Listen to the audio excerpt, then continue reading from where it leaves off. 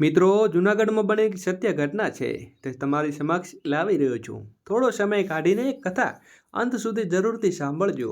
ઉર્મિલા દેખાવડી અને ચબરાક છોકરી અને ભણવામાં પણ એટલી હોશિયાર હતી. મળતાળુ ને માયાળુ સ્વભાવ ધરાવતી આ છોકરીએ પોતાના આડોશી પાડોશી અને સોસાયટીના લોકોની, સહપાઠીઓની અને ગુરુજનોનું દિલ જીતી લીધું હતું. તે સૌની લાડકવાઈ હતી અને ધોરણ 12માં અલવડ નંબરે સાથે શાળામાં પ્રથમ ક્રમે પાસ થઈ હતી. તેણે તેના માતા પિતા અને શાળા શિક્ષકોનું નામ રોશન કર્યું હતું. પ્રાણીશાસ્ત્ર શાસ્ત્રે સ્નાતક તરીકે વન અધિકારી બનવા માંગતી હતી. વન્ય પ્રાણીઓના અભ્યાસ કરવાનું તેનું સપનું હતું. આ માટે તેને પિતા પાસે ઈચ્છા વ્યક્ત કરીને તેના પિતાની પરવાનગી મળતા જ તે અમદાવાદની ગુજરાત કોલેજમાં પ્રવેશ માટે તૈયાર થઈ ગઈ. સાથે સાથે હોસ્ટેલમાં રહેવા માટે આવેદનપત્ર ભરી દીધું. ઉનાળાનું વેકેશન પૂરું થતાં ઉર્મિલા અમદાવાદ આવી ગઈ. માતા પિતાની લાડકી અને નાના ભાઈની પ્રિય દીદી હવે હોસ્ટેલમાં રહેવા લાગી.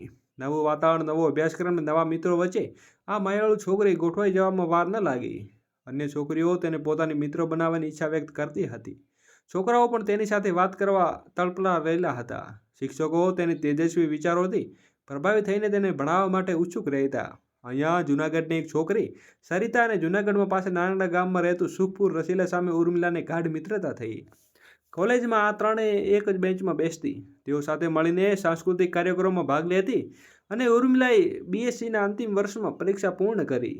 તેણે નજીકમાં સખીઓ સરિતા અને રસીલા વતન પાછા આવી હતી. ઉર્મિલાના બાળપણથી જ ગિરનાર અને તેની આસપાસની પ્રકૃતિ સ્થળો ખૂબ જ પ્રિય હતા. હવે તે પોતાની ખંભે કેમેરો અને દૂરબીન રાખીને પંખીઓને નિહાળી અને તેની ફોટોગ્રાફી કરી તેમનું વર્ણુક અભ્યાસ કરવાનું શરૂ કરતી હતી.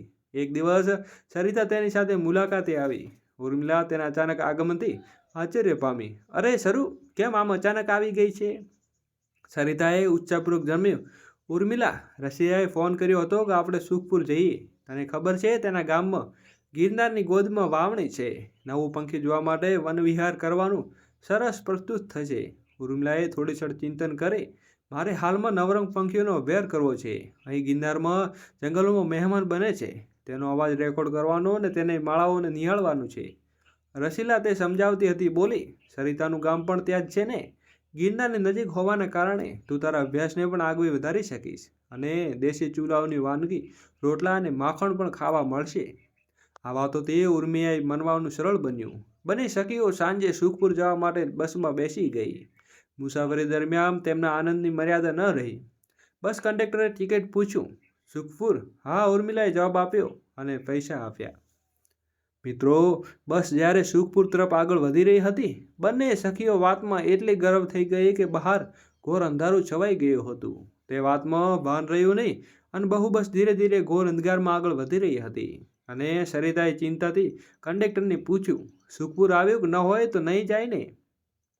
કંડક્ટરે શાંતિથી જવાબ આપ્યો, બહેન, સુખપુર હજી અડધી પોણી કલાક દૂર છે. એ તો લાઇનનું છેલ્લું સ્ટોપ છે. કંડક્ટરનો આ જવાબ સાંભળીને બંને સખીઓ આશ્ચર્યચકિત થઈ અને ઊભી થઈ ગઈ. સરિતાએ કહ્યું, પણ સુખપુર તો જૂનાગઢથી માત્ર 2 કલાક અંતરે જ છે ને? હેને? કંડક્ટરે નમ્રતાથી હસતા હસતા જવાબ આપ્યો, બહેન, તમે જે સુખપુરની વાત કરો છો એ પહેલું વડાલ પાસે સુખપુર છે. આ તો ધારી તાલુકાનું સુખપુર છે.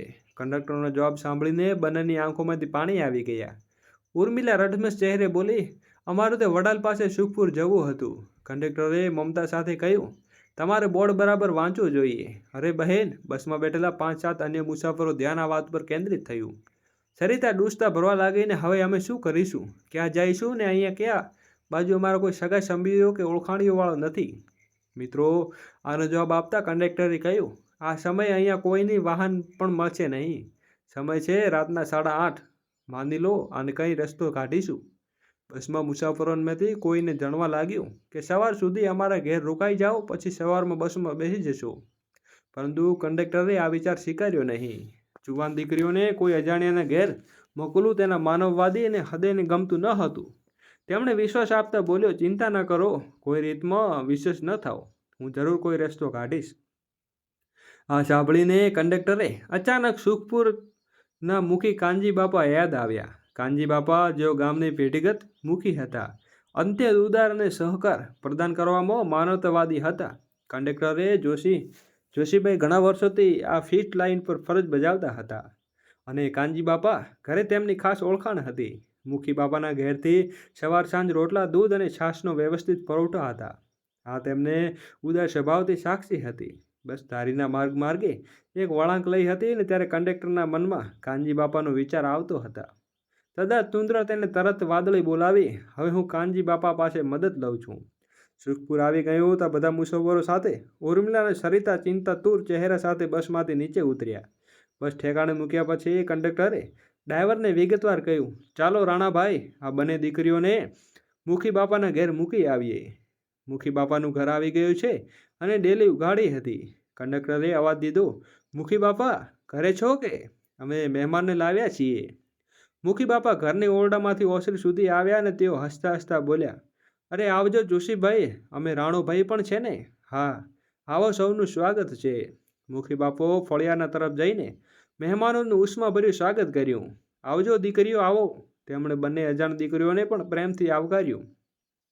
ઓસરિયામાં ખાટલા પર બેસીને સૌએ પાણી પીધું. તે દરમિયાન સાકરમાંથી મુખી બાપાએ પત્ની પણ આવી. સૌને જય શ્રી કૃષ્ણ કહીને દીકરીઓ સાથે પ્રેમથી વાત કરી. જોશીભાઈએ આખી ઘટના વિગતવાર મુખી બાપાને જણાવી. મુખી બાપાના આશ્વાસન આપતા બોલ્યા, કોઈ ચિંતા કરશો નહીં બેટા, આ તો અલખ ધણીનો ઓટલો છે. આ તો દીકરીઓ મારી દીકરીઓ છે ને. તેમણે બંને દીકરીઓને ઓરડામાં લઈ જઈને વિસામું આપવા દોર્યું અને તેમના પુત્ર સાથે પણ ઓળખાણ કરાવી. રાત્રે 10 વાગ્યે મુખી બાપા રસોડામાં રોટલો ટપકતા અને શાકનું વધારે સુગંધ ધરાવતા તમામ ઘરમાં લોકોને ભલભલા લાગ્યા. અને ડ્રાઈવર અને કંડક્ટર રજા માંગતા કહ્યું, મુખી બાપા હવે અમે જઈએ. મુખી બાપા બોલ્યા, હજી ક્યાં જાઓ છો? રોટલા ખાવા વગર નહીં જવા દેવાય ને. કંડક્ટર અને ડ્રાઈવર થોડું સંકોચાયું, પણ મુખી બાપાની જીદ સામે નહોતા ટકી શક્યા. ગરમા ગરમ બાજરાના રોટલા, માખણ, દૂધ અને શાક સાથે સૌએ હેદભાવ ભરેલા ભોજન પીરસાયું. એમની હૂણથી અજાણ ફિયામાં બરફ ઓગળી ગયો. વહેલી સવારે મુખી બાપાએ બંને દીકરીઓને બસ સ્ટેન્ડ સુધી મૂકવા આવ્યું. 9 વાગે બંને બહેનો સુરક્ષિત રીતે જૂનાગઢ પહોંચી ગઈ. આ ઘટના 10 ચોમાસા વીતી ગયા. ઉર્મિલા સારા ગુણ સાથે BSc પૂર્ણ કરીને GPSC દ્વારા લેવામાં આવતી વન વિભાગ અધિકારીની પરીક્ષા પાસ કરી દીધી. ડાંગના જંગલમાં તેને RFના તરીકે નિમણૂક મળી. ઉર્મિલાબેને પોતાની ફરજ નિષ્ઠા અને પ્રાણવંત કરી હતી. વન્ય પ્રાણીઓના સંરક્ષણ ક્ષેત્રે તેની ઉમદા કામગીરી લીધે સ્ટાફ ઉપર અધિકારીઓ તેને પ્રતિકૂળ પ્રેમી અને શ્રેષ્ઠ અધિકારી તરીકે જાણીતી થઈ હતી અને ડાંગના 5-7 વર્ષ સુધી નિષ્ઠાપૂર્વક ફરજ બજાવ્યા હતા. ઉર્મિલાબેને સિનિયોરિટી અને કાર્યક્ષમતાને ધ્યાનમાં રાખીને તેનું પ્રમોશન પણ થયું હતું. સાથે તેની બદલી વતન જૂનાગઢ સર્કલ થઈ હતી. હવે તે ગીર પૂર્વ વન વિભાગ ધારી ડિવિઝનમાં મદદનીશ વન અધિકારી તરીકે નિયુક્ત થઈ હતી. ધારીનું નામ આવતા જ ઉર્મિલાબેનને કાનજી બાપાની યાદ આવી ગઈ. અતિનમના પંખા ઉગાડી ગયા અને ભૂતકાળમાં પરિચય દ્રશ્ય જે અંધારી રાત, અજાણ્યું ગામ અને પાદર કંડક્ટર જોશીભાઈ અને કાનજી બાપાનું ઉષ્માભર્યું સ્વાગત. ઉર્મિલાબેને મનોમન નક્કી કર્યું કે એકવાર સુખપુર જઈને સૌને મળી કે ન જયું, પણ એક દિવસ કચેરીમાં બેઠી ટપાલોમાં પૂઠિયા ખોલી રહી હતી. તે દરમિયાન અચાનક ચેમ્બર દરવાજો ખોલ્યો અને એક વૃદ્ધ આજ્ઞા માંગી રહ્યા હતા. ઉર્મિલાને માથું ઉચકાવતા જ તે ઉચકી ગઈ. અરે આ તો કાનજી બાપા. ઉર્મિલાએ તત્કાલ ખુશીમાંથી ઊભી થઈ ગઈ અને બોલી, આવો કાનજી બાપા, આવો. વૃદ્ધની સાથે એની વાત જોઈને એ ક્ષણમાં જ્ઞાન થયું કે સાચા કાનજી બાપા જ હતા ને. એ ધોળી પાઘડી, બગલાની પાંખ જેવા કપડાં અને એના ચહેરા પરનું શાંતિમય તેજ. શું મને ઓળખો છો બેન? કાનજી બાપાએ નવાઈથી પૂછ્યું. કેમ નહીં બાપા, હું તમને ક્યાં ભૂલશો? ઉર્મિલા બાપાએ ખુશીથી નમ્ર જવાબ આપ્યો. તેણે મૂર્તિ હાસ્ય સાથે કહ્યું, કાનજી બાપાએ જમાવ્યું અને અદભુત કર્યું અને પહેલાં થયેલો પરિચય સંદર્ભો તમને યાદ કરાવ્યા. કાનજી બાપાએ પોતાનું આગમનનું કારણ સમજાવ્યું. બેન, અમારા સુખપુર ગામની સીમમાં વન પ્રાણીઓનો કૂવામાં પડી જતા ઘટના ઘણી વધી ગઈ છે. ઉચ્ચ કૂવામાં કાંઠા બાંધેલા નથી, તેથી આવા અકસ્માતો વારંવાર થાય છે.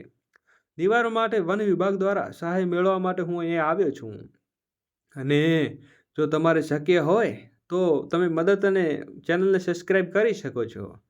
ઉર્મિલાબેને કાનજી બાપાને આશ્વાસન આપ્યું કે સુખપુર સીમામાં બધા ખુલ્લા કૂવામાં કાંઠા બાંધવા માટે સરકારશ્રીની યોજના સંપૂર્ણ ઉપયોગ કરાશે અને તમામ જરૂરિયાતો સહાય આપવામાં આવશે. તે દિવસે ઉર્મિલાબેને કાનજી બાપાને પોતાના બંગલેથી વગાવ્યા અને તેની માતા સાથે પરિચય કરાવ્યો.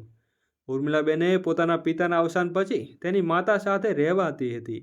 માતાએ કાનજી બાપાને જઈને કહ્યું, આ તો દેવ સમાન પુરુષ છે જેને અમારા જીવનમાં સંકટ સમયે મદદ કરી હતી. ઉર્મિલાની અને કાનજી બાપાની મિત્રતાથી સુખપુર ગામમાં તમામ ખુલ્લા કૂવાઓ બાંધી દેવાયા હતા. આથી ગામ બંને મળીને સાત સવારે આ કૂવામાં પડી જતા જીવો બંને સંરક્ષણ ક્ષેત્રે ઉમદા કાર્ય પાર પાડ્યું હતું અને સંતોષ અનુભવ્યો હતો. ઉર્મિલાએ હવે આ પિતૃ કાનજી બાપા મળ્યા પછી પિતાએ ખોટ ઓછી વર્તાતી હતી. ત્યારે કાનજી બાપાએ ઉર્મિલાના લગ્ન કન્યાદાન કર્યું ત્યારે તે ક્ષણ ભાવનાથી ભરપૂર હતું. લગ્ન પ્રસંગે હાજર થયેલા કંડક્ટર જોશી અને ડ્રાઈવર રાણાભાઈ સરિતા અને રસીલા ઓલરોડ કેશન ઉર્મિલાએ નવા જીવન પ્રસંગનો સાક્ષી બન્યા. બધાની આંખોમાં આનંદ આંસુ છવાયા અને છલકાયા. તો મિત્રો, આ વાર્તા પ્રકૃતિ અને માનવતા મિશ્રણથી ભરપૂર એક સત્ય ઘટના છે.